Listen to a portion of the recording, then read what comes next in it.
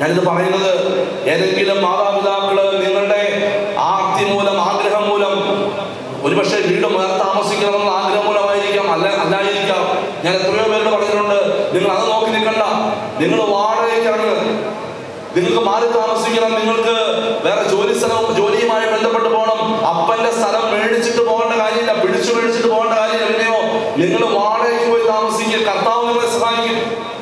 അല്ലാതെ അപ്പന്റെ സ്വത്ത് പോലും മക്കള് പിടിച്ചു മേടിച്ചാൽ അതിന്റെ മേലെ കണ്ണുനീരുണ്ട്. ഇത് പറഞ്ഞ ഹല്ലേലൂയ, ഹല്ലേലൂയ. എന്താ സംഭവിക്കാന്നറിയാവോ? ദൈവം കൈയൊഴിയും, ദൈവം സംരക്ഷണം നൽകും. ഹല്ലേലൂയ. എത്രയോ പേര് പറയുന്നത്, അച്ഛാ ഞങ്ങൾ അത് ചെയ്ത് ഒരുപാട് കാര്യങ്ങൾ ചെയ്തിട്ടും ഒന്നും വിജയിക്കുന്നില്ല അച്ഛാ, ഒക്കെ പരാജയമാണ്. പിന്നോട്ടൊന്ന് ചിന്തിക്കുമ്പോണ്ടല്ലോ, എവിടെയെങ്കിലും ഒക്കെ വീട് കിടക്കുന്ന കണ്ണുനീരുകളും വിലാപങ്ങളും ഒക്കെ ഉണ്ട്. ഇത് പറഞ്ഞ ഹല്ലേലൂയ. ധൂർത്തപുത്രന്റെ ഒപ്പം നൽകുന്ന വലിയൊരു പാഠമാണ്. അതുകൊണ്ടാണ് യോഹന്നാൻ പറയാണ്, നിങ്ങൾ ആജ്ഞാപിച്ചിട്ടുള്ളതിൽ കൂടുതൽ ഈടാക്കരുത്, നിങ്ങൾക്ക് അർഹതപ്പെട്ടതിൽ കൂടുതൽ ഈടാക്കരുത്. ഒന്നും ബിസിനസ് നടത്തുന്നവര്, ഞാൻ വളരെ വ്യക്തമായിട്ട് പറയാം, എന്റെ വല്യപ്പൻ നല്ല ബിസിനസ്സുകാരാണ്, അത് ഒന്നാമത്തെ ബിസിനസ്സുകാരൻ, ഞാൻ കണ്ടു വളർന്നിട്ടുള്ളത്. പക്ഷേ എൻ്റെ വല്യപ്പൻ ഇന്നും എനിക്കറിയാം, ഞാൻ വളരെ സന്തോഷത്തോടെ ഞാൻ ധ്യാനിപ്പിക്കുമ്പോൾ പല സ്ഥലങ്ങളിലും ഒപ്പം കാരിസ്മയിലൊക്കെ ധ്യാനം നടക്കുമ്പോൾ, ഞാൻ കോട്ടയംകാരനാണ്, ശരിക്കും ഞാൻ ജനിച്ചു വളർന്നത് കോട്ടയത്താണ്. അനേകം ആളുകൾ ധ്യാനത്തിൽ വരുമ്പോൾ ഇടവകയിൽ വരാറുണ്ട്. ചിലപ്പോഴൊക്കെ ഞാൻ പറയാറുണ്ട്, ഇതാ എൻ്റെ വല്യപ്പൻ ബിസിനസ്സുകാരനായിരുന്നു, ഇന്ന സ്ഥലത്താണ് ബിസിനസ് നടത്തിക്കൊണ്ടിരുന്നത് എന്ന് പറയുമ്പോൾ ചിലർ വന്ന് പറയാറുണ്ട്, ശരിയാ അച്ഛൻ പറഞ്ഞത് ശരിയാണ്, നല്ല ബിസിനസ്സുകാരായിരുന്നു, ഞങ്ങൾക്ക് കിട്ടിയിട്ടുണ്ട് അതിന്റെ ഭാഗം എന്ന് പറഞ്ഞാൽ, പാവപ്പെട്ടവൻ വരുമ്പോ വല്യപ്പൻ അറിയാം ഇവൻ പാവപ്പെട്ടവനാണെന്ന് അറിയുമ്പോ അവൻ 1 കിലോ കൊടുക്കും, 1 കിലോ ചോദിക്കുമ്പോ 1.25 കിലോ തൂക്കി കൊടുക്കുന്ന വല്യപ്പനെ ഞാൻ മനസ്സിലാക്കിയത് ഈ നാട്ടുകാരിൽ. പക്ഷേ അങ്ങനെ കൊടുത്തിട്ടൊന്നും ഒന്നും കുറഞ്ഞു പോയിട്ടില്ല. ഞാൻ ഇന്നും കാണുന്ന കാര്യം, എൻ്റെ അപ്പനും അപ്പൻ്റെ സഹോദരന്മാരും ഒക്കെ അവരൊക്കെ ഈ അപ്പം കൊടുത്ത സമ്പത്തും അപ്പം കൊടുത്ത സ്വത്തും ഒന്നും ഇന്ന് വരെ കൈമോശം വന്നിട്ടില്ല. ആർക്കും കടബാധ്യതകളും വലിയ പ്രശ്നങ്ങളൊന്നുമില്ല. നന്നായിട്ട് ബിസിനസ് നടത്താം, സത്യസന്ധമായിട്ട് ബിസിനസ് നടത്താം, കൃത്യമായി ദശാംശം കൊടുത്ത്. ഞാൻ കണ്ടിട്ടുണ്ട്, ഞാൻ എൻ്റെ കുഞ്ഞുനാളിൽ ഞങ്ങൾ 2-3 വൈദികരുണ്ട് ഞങ്ങളുടെ കുടുംബത്തിൽ. ആ വല്യപ്പൻ്റെ മക്കള് 3 വൈദികരും 2 സിസ്റ്റേഴ്സും ഉണ്ട്. കുഞ്ഞുനാളില് എൻ്റെ വീട്ടിൽ ഞാൻ കണ്ടിട്ടുണ്ട്, ഞായറാഴ്ച ദിവസം രാവിലെ ഈ വല്യപ്പനെ മുഴുവൻ ദിവസവും കാണാൻ പറ്റുന്ന ദിവസം ഞായറാഴ്ച ദിവസമാണ്, അല്ലാത്ത ദിവസമൊക്കെ ബിസിനസ്സാണ്. പക്ഷെ വൈകുന്നേരം വരും. എപ്പോഴാണെന്നറിയോ? 6:15 സമയം, 6:45 സമയമായാൽ വല്യപ്പൻ വീട്ടിലെത്തും, കടകളൊക്കെ കൂട്ടും, വീട്ടിലെത്തും. വരുന്ന വഴിക്ക് പറയും മുട്ട കുത്തിക്കോളാൻ പറഞ്ഞിട്ട് വല്യപ്പൻ അകത്തേക്ക് പോകും. വായുമുഖമൊക്കെ കഴുകി തിരിച്ചു വരുമ്പോഴത്തേക്കും എല്ലാവരും മുട്ട കുത്തും. 7 മണിക്ക് കൃത്യം സന്ധ്യാമണി അടിക്കുന്ന സമയത്ത് മുട്ട നിന്നോളാൻ പറയും. കുരിശ് പറഞ്ഞു തുടങ്ങും, പ്രാർത്ഥന.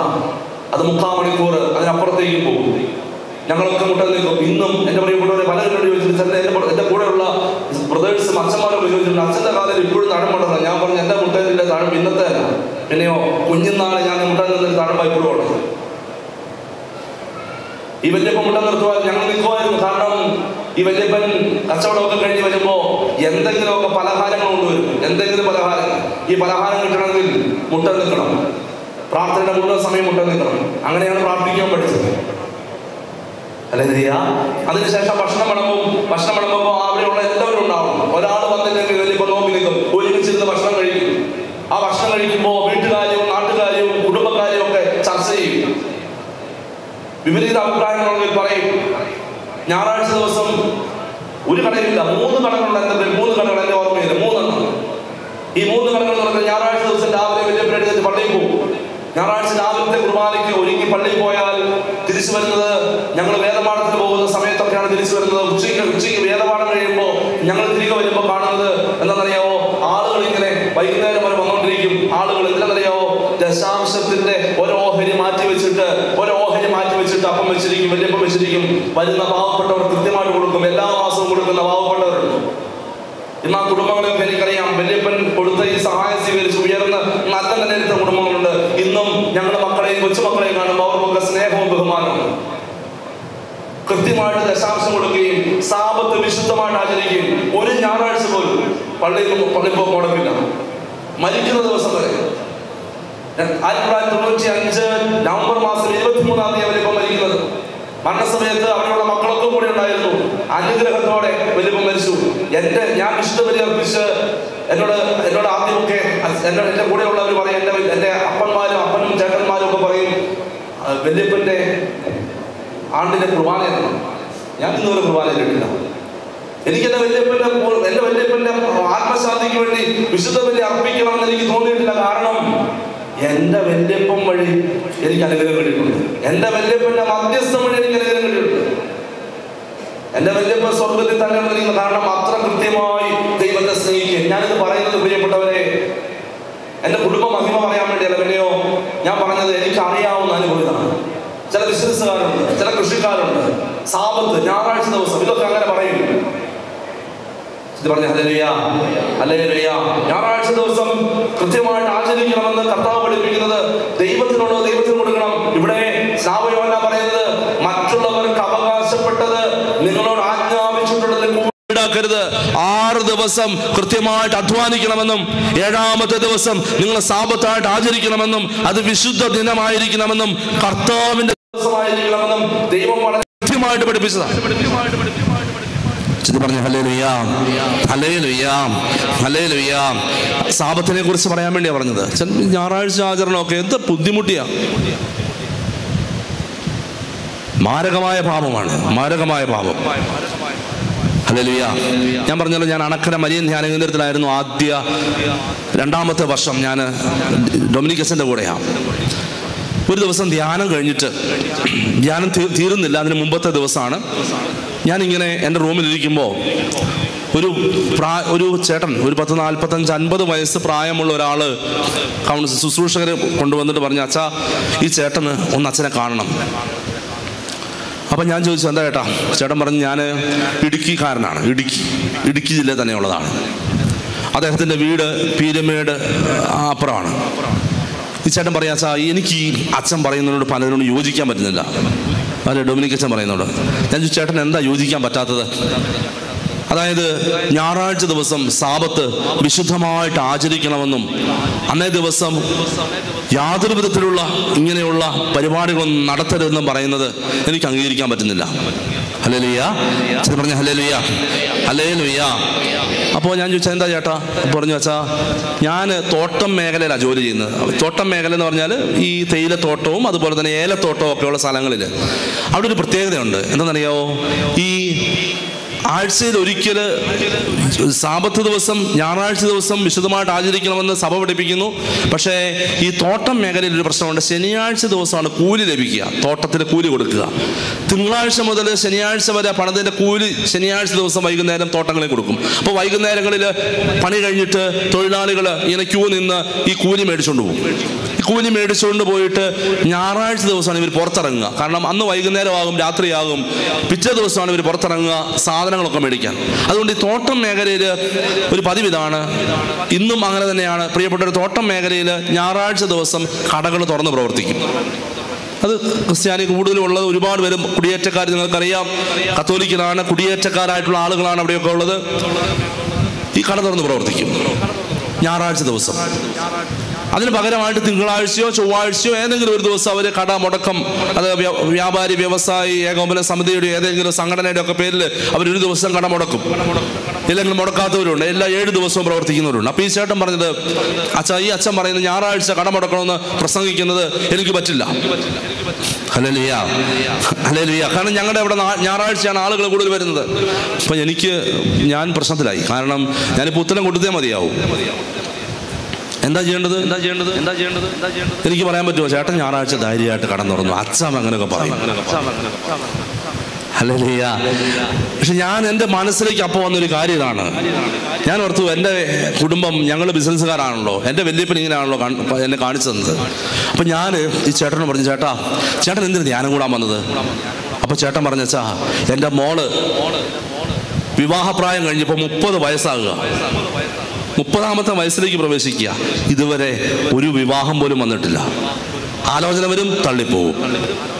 എൻ്റെ കുടുംബത്തിൽ എന്നും രോഗങ്ങളാണ്, മാറി രോഗങ്ങൾ. അപ്പോൾ എൻ്റെ ഭാര്യ ഇവിടെ വന്ന് ധ്യാനത്തിലൊക്കെ വരുമായിരുന്നു. ഭാര്യ വന്നു, മക്കൾ വന്നു. ഇതെല്ലാം കഴിഞ്ഞപ്പോൾ അവരോട് പറഞ്ഞു, നിങ്ങളുടെ അപ്പൻ ഇവിടെ വരണം. ഹല്ലേലൂയ. അപ്പൊ അപ്പൻ ഇങ്ങനെയുള്ള പരിപാടികളൊന്നും പോവില്ല. അപ്പൊ ഈ ചേട്ടൻ മനസ്സില്ലാ മനസ്സോടെ വളരെ വിഷമിച്ച് മോളുടെ കല്യാണം നടക്കണമല്ലോ ഓർത്തിട്ട് വന്നിരിക്കുന്ന. ഹല്ലേലൂയ. ശരി പറഞ്ഞു ഹല്ലേലൂയ. ഹല്ലേലൂയ. ഈ ചില ആളുകളൊക്കെ, ചില മൃഗങ്ങളും ചില സാധനങ്ങളൊക്കെ പുറത്തിറങ്ങണമെങ്കിൽ എങ്ങനെയെന്നറിയോ, നമ്മളിങ്ങനെ മാളത്തിനകത്തേക്ക് തീ വെച്ചിട്ട് നല്ല ഒന്നാന്തരം കാന്താരി മുളകോ അല്ലെങ്കിൽ നല്ല ഒന്നാന്തരം മുളകൊക്കെ വെച്ച് കൊടുത്താൽ നന്നായിട്ട് പുക ചെല്ലുമ്പോൾ പുറത്ത് ചാടും. അങ്ങനെ പുറത്ത് ചാടിയ ഒരു ചേട്ടനായത്. കർത്താവ് നന്നായിട്ട് പുകച്ച് പുറത്ത് ചാടിച്ച, വേറെ ഒരു വഴിയില്ലാഞ്ഞിട്ട് വന്നു. അല്ലെങ്കിൽ പിന്നെ ഈ 4 ദിവസം ഇങ്ങനെ വരുമൊന്നുമില്ല. അപ്പം എനിക്ക് മനസ്സിലായി ഇദ്ദേഹം പണി കിട്ടിയിട്ട് വന്നതാണ്. അതായത് കർത്താവിൻ്റെ കൈ പിൻവലിക്കപ്പെട്ടു. ഈ കുടുംബത്തിൻ്റെ മേലെ ദൈവത്തിൻ്റെ ഒരു സംരക്ഷണത്തിൻ്റെ കരം ഉണ്ടായിരുന്നു, അത് പിൻവലിക്കപ്പെട്ടു. അതിങ്ങനെ കഷ്ടപ്പാടിൽ കൂടെ പോയപ്പോഴത്തേക്ക് ഈ ചേട്ടൻ ഇറങ്ങിപ്പോന്നാണ്. ഹല്ലേലൂയ. അപ്പം ഞാൻ പറഞ്ഞു, ചേട്ടൻ ഏതായാലും ധ്യാനം കൂടാൻ വന്നതല്ലേ, ഒരു കാര്യം ചെയ്യേ, ഈ ധ്യാനത്തിന് മുമ്പുണ്ടായിരുന്ന ജീവിതം ഒരു ജീവിതം, കുമ്പസാരമൊക്കെ കഴിഞ്ഞല്ലോ, അതൊരു ജീവിതം. ഈ ധ്യാനം കഴിഞ്ഞിട്ടൊരു പുതിയ ജീവിതം ഒന്ന് തീരുമാനം എടുത്തേ, പുതിയൊരു ജീവിതം. അതെങ്ങനെയാച്ചാ ചേട്ടൻ്റെ കണക്ക് എഴുതുന്ന പരിപാടിയുണ്ടോ?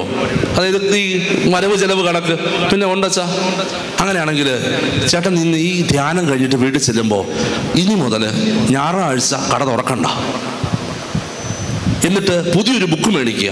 ഈ ധ്യാനം കഴിഞ്ഞിട്ട് ഈ പുതിയ ബുക്കിനകത്ത് കണക്കെഴുതുക. മനസ്സിലായോ? ഈ പറയുന്നത് എനിക്കും ഇതറിയത്തിൽ എന്തിനാ പറയുന്നതെന്ന് അറിയില്ല, കേൾക്കുന്ന ചേട്ടനും വലിയ നിശ്ചയമൊന്നുമില്ല. പക്ഷെ ഞാനിങ്ങനെ അങ്ങ് പറഞ്ഞു, ധ്യാനം കഴിഞ്ഞിട്ട് നല്ല തീരുമാനമൊക്കെ എടുത്തിട്ട് പുതിയൊരു ബുക്ക് മേടിച്ചിട്ട് അതിനകത്ത് കണക്കെഴുതാൻ തുടങ്ങി. അപ്പോൾ ചേട്ടൻ തോന്നി അത് ശരിയാണല്ലോ. എന്നിട്ട് പറയുക, 1 വർഷം കഴിയുമ്പോൾ ചേട്ടൻ നോക്കുക നഷ്ടമാണോ ലാഭമാണോ ഉള്ളതെന്ന്. പഴയ ബുക്ക് കളഞ്ഞേക്കരുത്, സൂക്ഷിച്ച് വെച്ചേക്കണം. എൻ്റെ പ്രിയപ്പെട്ടവർ, ഇയാളിത് അനുസരിക്കുമെന്നൊന്നും എനിക്ക് ഒരു ബോധ്യമില്ലായിരുന്നു.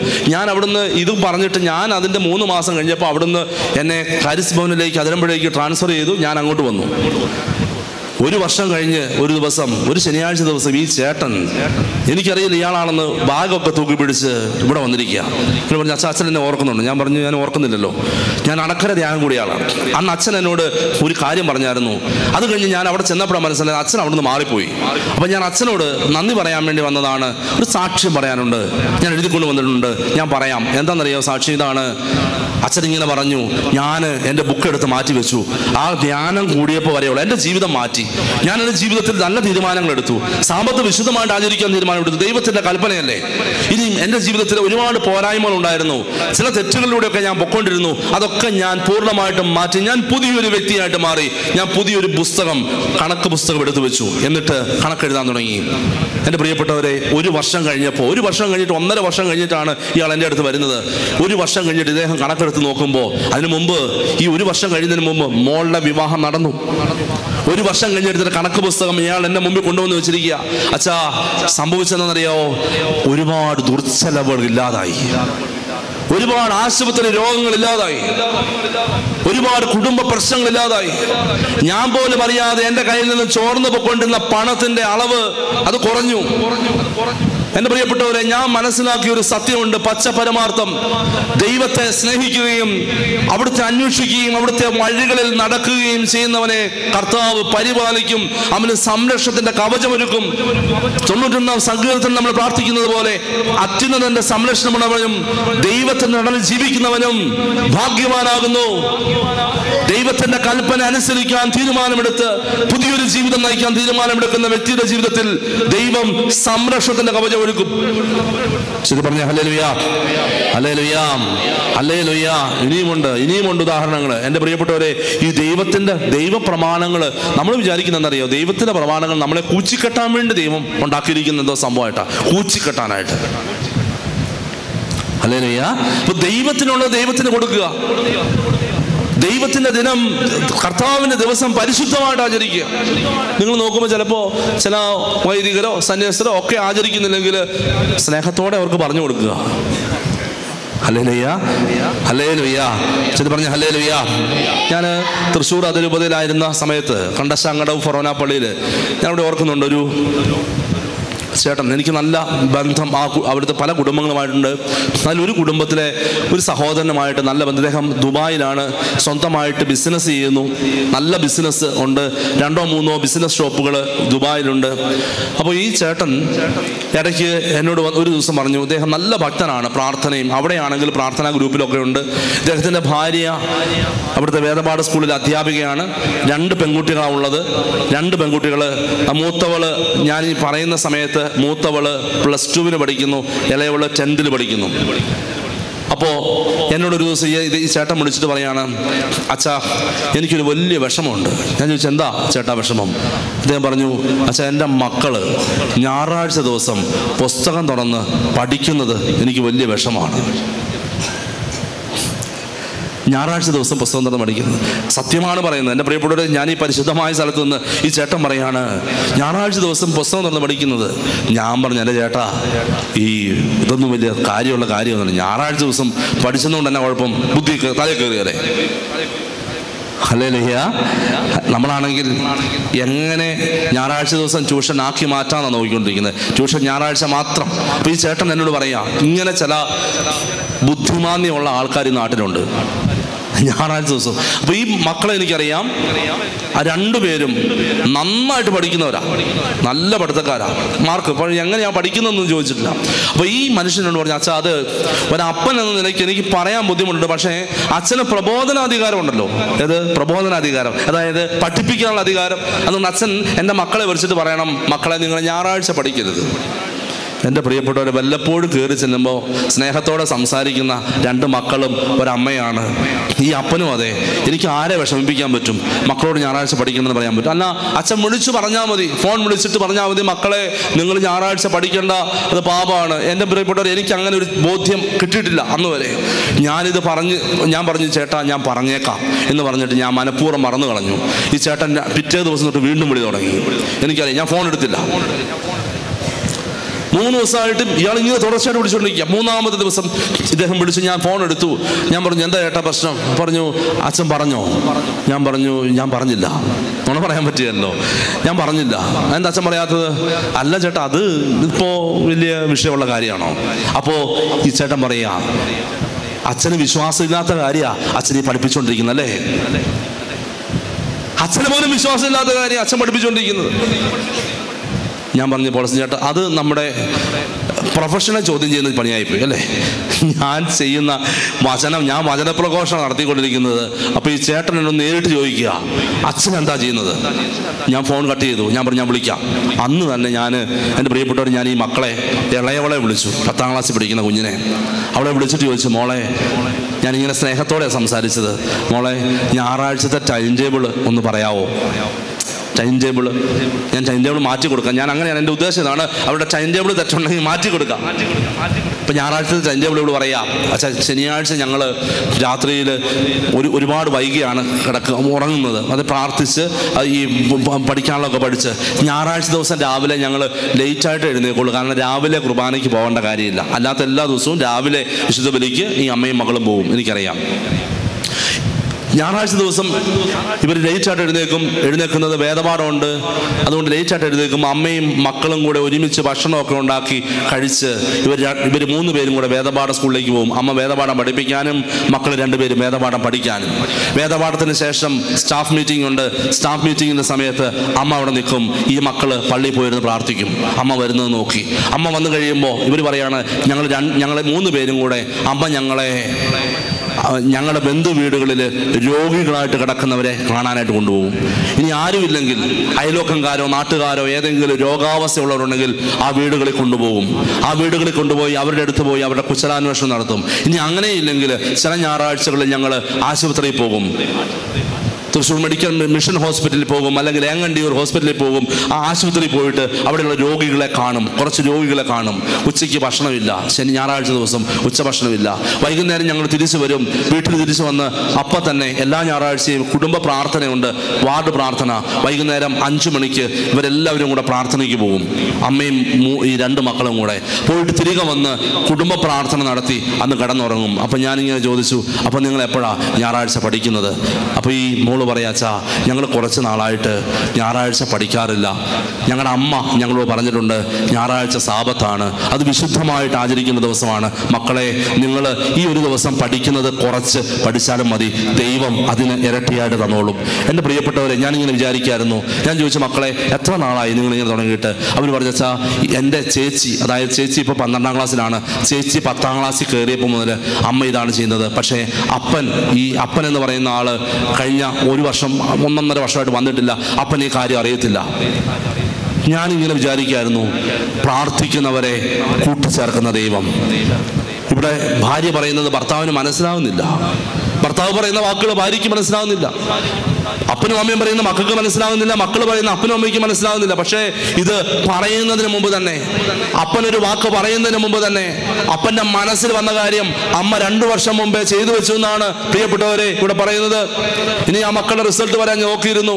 12ാം ക്ലാസ്സിൽ എല്ലാത്തിനും A+ഓടെ ആ മകള് പാസ്സായി. 10ാം ക്ലാസ്സിൽ ഈ കുഞ്ഞ് എല്ലാത്തിനും A+ഓടെ. 2 പേർക്കും ട്യൂഷൻ ഇല്ല, മറ്റൊരു കാര്യമില്ല.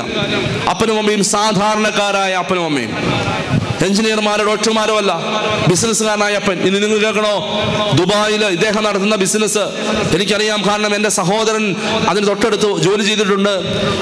ഈ ബിസിനസ് ഇദ്ദേഹം വെള്ളിയാഴ്ച ദിവസം അന്ന് ബിസിനസ് മുടക്കമാണ്, ഞായറാഴ്ച മുടക്കമാണ്. ഞാൻ ഒരു ദിവസം ചോദിച്ചു, എൻ്റെ ചേട്ടാ എന്തിനാ ഈ ഞായറാഴ്ചയും വെള്ളിയാഴ്ച മുടക്കുന്നത്? അവിടെയൊക്കെ വെള്ളിയാഴ്ച മുടക്കിയാൽ പോരെ? ഇദ്ദേഹം പറയുന്നത് അത് എൻ്റെ ഒരു വിശ്വാസമാണ്. വെള്ളിയാഴ്ചയും കടമുടക്കും, ഞായറാഴ്ചയും കടമുടക്കും. ഇദ്ദേഹം പറഞ്ഞാൽ ഞാൻ 0 ആയിട്ട് വന്നയാളാ, ഇവിടെ 0 ആയിട്ട്, ഒന്നുമില്ലാത്തവനായിട്ട് ഞാൻ ഈ നാട്ടിൽ വന്നിറങ്ങിയതാ. പക്ഷെ ഇന്ന് എനിക്ക് എൻ്റെ ഈ കാണുന്നതൊക്കെ തന്നത് എൻ്റെ ദൈവമാണ്. ആ ദൈവത്തെ ഓർക്കാൻ 1 അല്ല 2 അല്ല എത്ര ദിവസം കൊടുക്കാനും എനിക്ക് മടിയൊന്നുമില്ല. എല്ലാ ദിവസവും പള്ളിയിൽ, എല്ലാ ദിവസവും വിശുദ്ധ കുർബാനയ്ക്ക് പോകും, ദുബായിലാണെങ്കിലും. പറഞ്ഞ ഹല്ലേലൂയ, ഹല്ലേലൂയ. എൻ്റെ പ്രിയപ്പെട്ടവരെ, ദൈവത്തിന്റെ കൽപ്പന, ദൈവം നൽകിയിരിക്കുന്ന പ്രമാണങ്ങൾ അനുസരിക്കാൻ, അത് പാലിക്കാൻ തീരുമാനമെടുക്കുന്ന വ്യക്തികളുടെ ജീവിതത്തിലേക്ക് കർത്താവ് അനുഗ്രഹങ്ങൾ വർഷിക്കുക തന്നെ ചെയ്യും. പറഞ്ഞ ഹല്ലേലൂയ, ഹല്ലേലൂയ. നമ്മൾ ബൈബിളിലെ പഴയ നിയമത്തിൽ കാണുന്ന കുടുംബജീവിതം നയിക്കുന്ന ഒരു പ്രധാനപ്പെട്ട വ്യക്തി, എനിക്ക് ഒത്തിരി ഇഷ്ടമുള്ള ഒരാളാണ് തോബിത്ത്. കേട്ടിട്ടുണ്ടോ തോബിത്ത്? പഴയ നിയമത്തിലെ തോബിത്തിന്റെ പുസ്തകം. അപ്പനും അമ്മയും ഒരു മകനും. തോബിത്തിന്റെ ഭാര്യ സാറ, തോബിത്തിന്റെ മകൻ തോബിയാസ്, ഇവര് 3 പേരടങ്ങുന്ന കുടുംബമാണ്. ഈ തോബിത്ത് മരിക്കുന്ന സമയത്ത്, മരിക്കുന്നതിന് തൊട്ട് മുമ്പ് മകനായ തോബിയാസിന് കൊടുക്കുന്ന ഒരു നിർദ്ദേശമുണ്ട്. എന്താണെന്നറിയാം നിർദ്ദേശം? തോബിത്തിന്റെ പുസ്തകം 14-ാമത്തെ അധ്യായം 8ഉം 9ഉം വചനങ്ങൾ ശ്രദ്ധിച്ചു കേട്ടോ. മകനെ, നിനവെ വിട്ടുപോവുക, ഈ നാട് വിട്ട് നീ പൊക്കോ. യോനാ പ്രവാചകൻ പറഞ്ഞത് തീർച്ചയായിട്ടും സംഭവിക്കും. അതായത് ഈ നാട് നശിക്കാൻ പോവാ, നിനക്ക് ശുഭം ഭവിക്കാൻ നീ നാട് വിട്ടുപോക്കോ. ഇപ്പൊ നമ്മൾ താമസിക്കുന്ന ഈ നാട് വിട്ടിട്ട് നീ പോകേണ്ടി വരും, നീ പൊക്കോ. യോനാ പ്രവാചകൻ പറഞ്ഞത് സംഭവിക്കും. അതായത് മ്ലേച്ഛതകൾ നടക്കുന്ന, തിന്മ നടക്കുന്ന ഒരു ലോകം, ആ ലോകത്ത് നിനക്ക് ജീവിക്കാൻ പറ്റില്ല, നീ നാട് വിട്ടുപോക്കോ.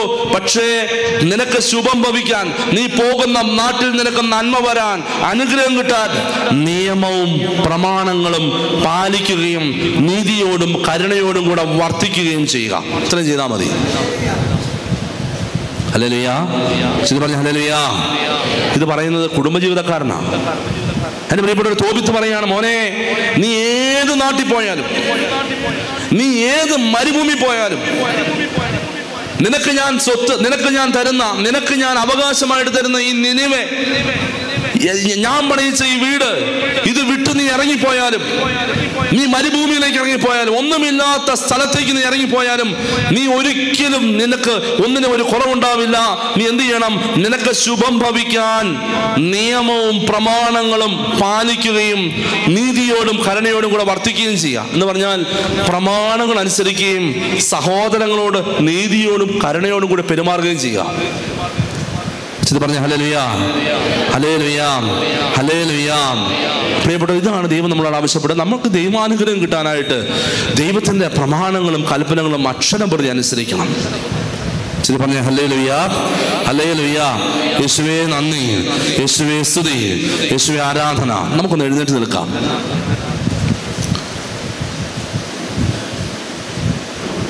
ഏതാനും കാര്യങ്ങൾ നമ്മൾ കേട്ടു. ഏതാനും കാര്യങ്ങൾ പരിശുദ്ധാത്മാവ് നിങ്ങളോട് വേണ്ടതൊക്കെ സംസാരിച്ചിട്ടുണ്ട്. ഹല്ലേലൂയ. നാളെ ഒരു കുമ്പസാരം നടത്തുമ്പോൾ നിങ്ങൾ ഈ ഒരു വചനം ഓർത്തേക്കണം. യെശയ്യാ 59 1, 2, 3 വചനങ്ങൾ ശ്രദ്ധിച്ചു കേട്ടു. രക്ഷിക്കാൻ കഴിയാത്ത വിധം കർത്താവിൻ്റെ കരം കുറുകിപ്പോയിട്ടില്ല, കേൾക്കാനാവാത്ത വിധം കർത്താവിൻ്റെ കാതുകൾക്ക് മാന്യം സംഭവിച്ചിട്ടില്ല. പിന്നെയോ നിന്റെ അകൃത്യങ്ങൾ എന്നെയും നിന്നെയും തമ്മിൽ അകറ്റിയിരിക്കുന്നു, അതിനാൽ ഞാൻ നിന്റെ പ്രാർത്ഥന കേൾക്കുന്നില്ല. ഹല്ലേലൂയ. പറഞ്ഞ ഹല്ലേലൂയ. അതായത് നീ നേരെ വിളിച്ചു കരഞ്ഞാലും എത്രമാത്രം നീ നിലവിളിച്ച് കരഞ്ഞാലും കേൾക്കില്ല. കാരണം നിന്റെ കരങ്ങൾ രക്തപങ്കിലമാണ്. ആരും സത്യസന്ധതയോടെ ന്യായാസനത്തെ സമീപിക്കുന്നില്ല. ഹല്ലേലൂയ. പറഞ്ഞ ഹല്ലേലൂയ. ഇനി യോഹന്നാന്റെ സുവിശേഷത്തിൽ നമ്മളൊരു അന്ധനെ കാണുന്നുണ്ട്. യോഹന്നാന്റെ സുവിശേഷം 9-ാമത്തെ അധ്യായത്തിൽ ഒരു അന്ധൻ, അവൻ ജന്മന അന്ധനാണ്. അവന് കാഴ്ച കിട്ടും, ഈശോ കാഴ്ച കൊടുക്കും. കാഴ്ച കിട്ടിക്കഴിഞ്ഞിട്ട് അവൻ ആളുകളുടെ മുമ്പിൽ ഇങ്ങനെ സാക്ഷ്യപ്പെടുത്തലായിട്ട് നിന്ന് കൊടുക്കും. എനിക്ക് കാഴ്ച തന്നത് എനിക്കറിയില്ല ആരാണെന്ന്. ഒരുവൻ എന്നോട് പറഞ്ഞു, നിനക്ക് കാഴ്ച ലഭിക്കട്ടെ. അങ്ങനെ എനിക്ക് കാഴ്ച കിട്ടി. അതൊരു വലിയ അത്ഭുതമാണ് അല്ലേ? അതായത് കണ്ണിന് കാഴ്ചയില്ലാത്ത ജന്മന അന്ധനായ ഒരുത്തന് കാഴ്ച കിട്ടി. ഇനി അവൻ എവിടെ നിന്നാണ് വരുന്നതെന്നോ ആരാണ് എനിക്ക് തന്നതെന്നോ ഒന്നും എനിക്കറിയില്ല. പക്ഷേ ആരോ ഒരാൾ എൻ്റെ കണ്ണ് തുറന്നു. ഈശോയെ കുറിച്ചാണ് പറയുന്നത്. ഹല്ലേലൂയ. എന്നിട്ട് അവൻ പറയുകയാണ്, യോഹന്നാന്റെ സുവിശേഷം 9-ാമത്തെ അധ്യായം 31-ാമത്തെ വചനം ശ്രദ്ധിച്ചു കേട്ടോ. ദൈവം പാപികളുടെ പ്രാർത്ഥന കേൾക്കുകയില്ലെന്ന് നമുക്കറിയാം. ഈ അന്തം പറയാം, ദൈവം പാപികളുടെ പ്രാർത്ഥന കേൾക്കില്ലെന്ന് നമുക്കറിയാം. എന്നാൽ ദൈവത്തെ ആരാധിക്കുകയും അവൻ്റെ ഇഷ്ടം പ്രവർത്തിക്കുകയും ചെയ്യുന്നവൻ്റെ പ്രാർത്ഥന ദൈവം ശ്രവിക്കുന്നു. ഹല്ലേലൂയ. ഹല്ലേലൂയ. വളരെ വ്യക്തമാണ് ഇത്. പ്രിയപ്പെട്ട ബൈബിൾ മുഴുവൻ പറയുന്നൊരു കാര്യമാണ്. ദൈവം പാപികളുടെ പ്രാർത്ഥന കേൾക്കുകയില്ലെന്ന് നമുക്കറിയാം. കേൾക്കില്ല. അതാണ് യെശയ്യാ പ്രവാചകന്റെ പുസ്തകം 1-ാമത്തെ അധ്യായം പറയും, നിങ്ങൾ കരങ്ങൾ ഉയർത്തുമ്പോൾ ഞാൻ എൻ്റെ മുഖം നിങ്ങളിൽ നിന്നും മറയ്ക്കും. നിങ്ങൾ കരങ്ങൾ ഉയർത്തുമ്പോൾ മുഖം മറയ്ക്കും. കുമ്പസാരം എന്ന കൂദാശയ്ക്ക് പ്രിയപ്പെട്ടൊരു സഭ കൊടുക്കുന്ന സ്ഥാനം അതാണ്. ദൈവിക കൃപാവരങ്ങൾ. വിശുദ്ധ കുർബാന ഒരിക്കലും നിങ്ങൾക്ക് വിശുദ്ധ കുർബാന അനുഭവവേദ്യ ആവില്ല കുമ്പസാരം അനുഭവവേദ്യ ആയില്ലെങ്കിൽ. കുമ്പസാരം എന്ന കൂദാശ അനുഭവിക്കാൻ പറ്റുന്നില്ലെങ്കിൽ വിശുദ്ധ കുർബാന എന്ന കൂദാശ അനുഭവിക്കാൻ പറ്റില്ല. പറഞ്ഞ ഹല്ലേലൂയ. ഹല്ലേലൂയ. കുമ്പസാരം എന്ന കൂദാശ. അതുകൊണ്ടാണ് പ്രിയപ്പെട്ടവരെ ഒളിഞ്ഞും തെളിഞ്ഞും പിശാചിന്റെ ഒരു ടാർഗറ്റ്, ഒരു ലക്ഷ്യമാണ്. ഏറ്റവും പ്രധാനപ്പെട്ട ലക്ഷ്യം എന്താണെന്നറിയാവോ? കുമ്പസാരം ഇല്ലാതാവുക, പാപമോചനം എന്ന കൂദാശ ഇല്ലാതാവുക. കാരണം ദൈവത്തിലേക്ക് പാപം ചെയ്ത് അകന്നുപോയ, ദൈവകൽപ്പന ലംഘിച്ച് ദൈവത്തിന്റെ സന്നിധിയിൽ നിന്ന് അകന്നുപോയ ധൂർത്തപുത്രൻ ഉൾപ്പെടെ തിരികെ വന്ന് സ്വന്തമാക്കിയ അനുഗ്രഹം ആരും സ്വന്തമാക്കരുത്. എല്ലാവരും ദൈവത്തെ കുറ്റപ്പെടുത്തണം. കുമ്പസാരത്തിനെതിരെ എൻ്റെ പ്രിയപ്പെട്ടവരെ, നമ്മുടെ നാട്ടിലും വിദേശ രാജ്യങ്ങളിലും എവിടെയൊക്കെ എന്തൊക്കെ അവഹേളനങ്ങൾ നടക്കുന്നുണ്ടോ അതിൻ്റെ പിന്നിൽ മനുഷ്യരല്ല, പിശാചാണ്. പറഞ്ഞ ഹല്ലേലൂയ. കാരണം വചനം കിടപ്പുണ്ട്, പാപം ചെയ്യുന്നവൻ പാപത്തിന്റെ അടിമയാണ്. ആരാണ് പാപം ചെയ്യുന്നത്? പിശാചാണ് പാപം ചെയ്യിക്കുന്നത്. പിശാചാണ് പാപം ചെയ്യിക്കുന്നത്. വചനം കിടപ്പുണ്ട്. പാപം ചെയ്യുന്നവൻ പാപത്തിന്റെ അടിമ. അതായത് നീ എക്കാലവും അടിമയായിട്ട് തുടരണം. നിന്റെ കുടുംബം തകർക്കണം, നിന്റെ ജീവിതം, നിന്റെ തലമുറ നശിപ്പിക്കണം. ഇതാണ് അവന്റെ ലക്ഷ്യം, ഇല്ലാതാക്കാൻ വേണ്ടി. ഹല്ലേലൂയ. അതിനെതിരെ ഈശോ എൻ്റെ പ്രിയപ്പെട്ടവരെ സ്ഥാപിച്ചതാണ്. നമ്മൾ യോഹന്നാന്റെ സുവിശേഷത്തിൽ വായിക്കുന്നു, നിങ്ങൾ ആരുടെയെങ്കിലും പാപങ്ങൾ മോചിച്ചാൽ അവ അവരോട് ക്ഷമിക്കപ്പെട്ടിരിക്കും, ബന്ധിച്ചാൽ അവ ബന്ധിക്കപ്പെട്ടിരിക്കും. ഇത് ഈ കുമ്പസാരം എന്ന കൂദാശ. അതുകൊണ്ട് ഞാൻ യൂറോപ്പിൽ പോയതാണ്. 40 ദിവസം യൂറോപ്പിൽ സായിപ്പന്മാർക്ക് വേണ്ടി ബഹുമാനപ്പെട്ട മഞ്ഞാക്കലച്ചൻ്റെ കൂടെ ഞാനും ബിജിലച്ചനും പ്രസംഗിച്ചതാണ്. ഞങ്ങളവിടെ കണ്ടൊരു കാര്യം, എത്ര പേരാണ് എൻ്റെ പ്രിയപ്പെട്ടവരെ കുമ്പസാരിക്കാൻ. കാരണം കുമ്പസാരക്കൂടിൽ ഇരിക്കാനായിട്ട് വൈദികരില്ല. അതാണ് അവിടുത്തെ ഏറ്റവും വലിയ കണ്ണുനീര്, കുമ്പസാരക്കൂടിൽ ഇരിക്കാനായിട്ട്. കാരണം പാപം ക്ഷമിച്ചാൽ മാത്രമേ, പാപമോചനം ലഭിച്ചാൽ മാത്രമേ ദൈവത്തെ അനുഭവിക്കാൻ പറ്റൂ. ഹല്ലേലൂയ. ഹല്ലേലൂയ. ഹല്ലേലൂയ. അപ്പോൾ മനസ്സിലാക്കണം, ഞാനിത് ഒരു വാണിംഗ് ആയിട്ട്, ഒരു പ്രവാചക വചനത്തോടെ ഞാൻ പറയുകയാണ്. നമ്മുടെ നാട്ടിലും കുമ്പസാരത്തിനെതിരെ വെറുതെ അവഹേളനങ്ങളും അപഹാസങ്ങളും ഒക്കെ ഇറങ്ങുന്നുണ്ടെങ്കിൽ അതിന്റെ പിന്നിൽ പ്രവർത്തിക്കുന്നത് എൻ്റെ പ്രിയപ്പെട്ടവരെ മനുഷ്യരല്ല. മനുഷ്യരെ നിങ്ങൾ വിട്ടേര്. Hallelujah, hallelujah. അതിന് പിന്നിൽ പിശാചിന്റെ ഗൂഢമായ ലക്ഷ്യമുണ്ട്. കാരണം ഒരു വ്യക്തിയും അനുദപിക്കരുത്, പാപമോചനം ലഭിക്കരുത്, അനുഗ്രഹത്തിലേക്ക് കടന്നു വരരുത്, ദൈവാനുഗ്രഹം സ്വന്തമാക്കരുത്, ദൈവത്തെ പഴിച്ച് മരിക്കണം. പറഞ്ഞേ ഹല്ലേലൂയ. അതുകൊണ്ട് ദൈവം പാപികളുടെ പ്രാർത്ഥന കേൾക്കില്ലെന്ന് നമുക്കറിയാം. എന്നാൽ ദൈവത്തെ ആരാധിക്കുകയും അവിടുത്തെ ഇഷ്ടം പ്രവർത്തിക്കുകയും ചെയ്യുന്നതിന്റെ പ്രാർത്ഥന ദൈവം ശ്രവിക്കുന്നു. എടുത്ത് വായിച്ചോ കേട്ടോ, യോഹന്നാൻ 9:31.